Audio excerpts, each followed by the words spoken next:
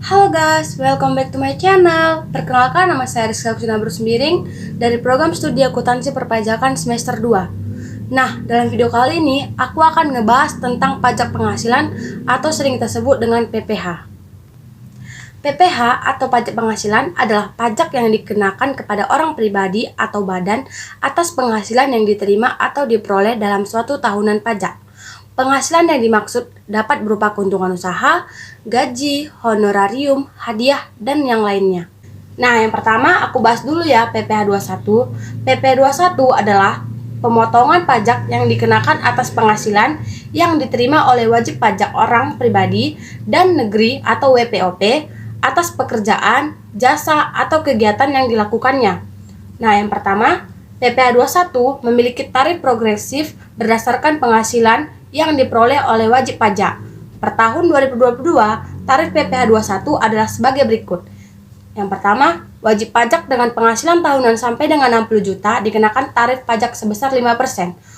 Wajib pajak dengan penghasilan tahunan di atas 60 juta sampai dengan 250 juta dikenakan tarif pajak sebesar 15%. Wajib pajak dengan penghasilan tahunan di atas 250 juta sampai dengan 500 juta dikenakan tarif pajak sebesar 25%.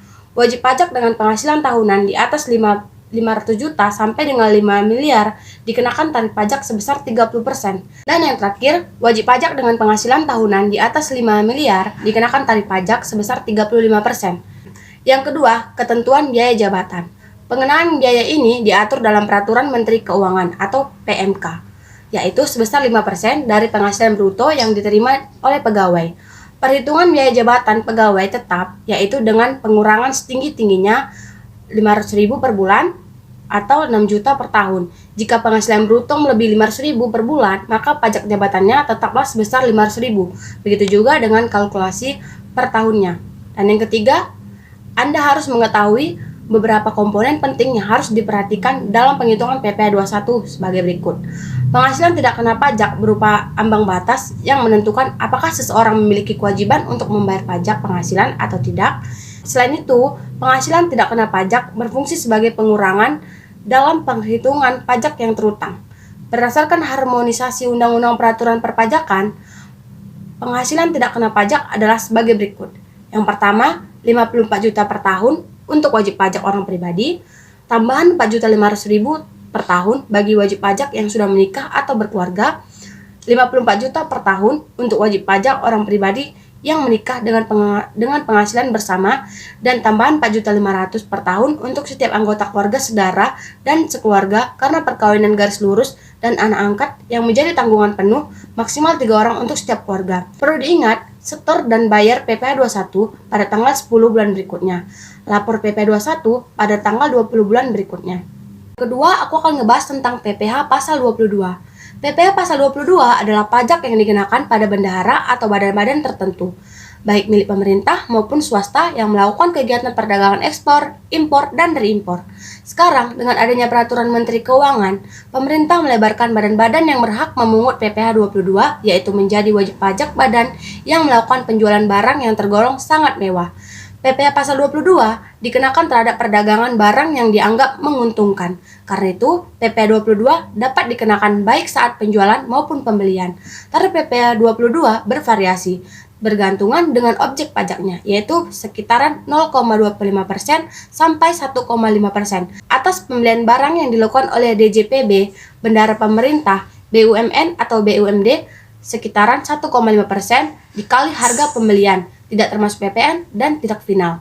Perlu diingat, dalam PPh 22, untuk yang tidak NPWP dipotong 100% lebih tinggi dari tarif PPh pasal 22. PPh 22 tidak dipungut jika tidak melebihi 2 juta.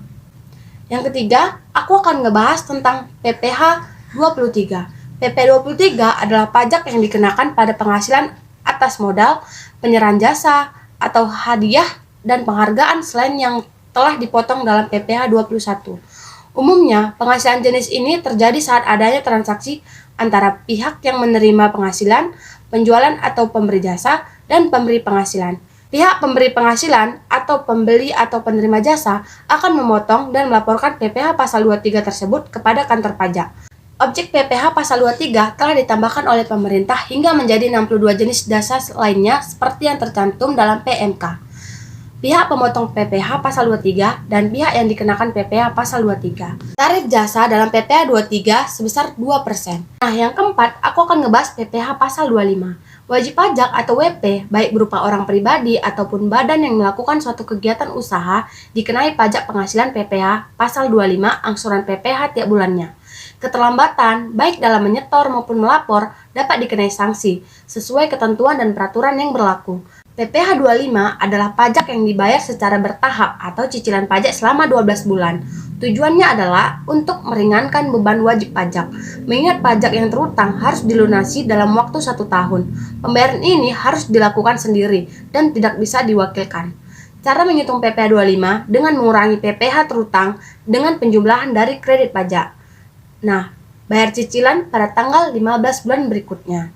Dan yang terakhir, aku akan ngebahas PPh final. PPh final merupakan pajak yang dikenakan langsung saat wajib pajak menerima penghasilan. Pungutannya yang seketika membuat penghasilan yang dikenai PPh final tidak lagi diikutsertakan dalam perhitungan pajak terhutang tahunan. Beberapa tarif PPh final, 20% untuk bunga, 10% untuk sewa, dan 2% untuk jasa konstruksi. Nah, PPh final dibayar pada tanggal 10 bulan berikutnya dan dilapor tanggal 20 bulan berikutnya. Sekian dari video saya. Semoga video saya bermanfaat bagi kita semua. Terima kasih.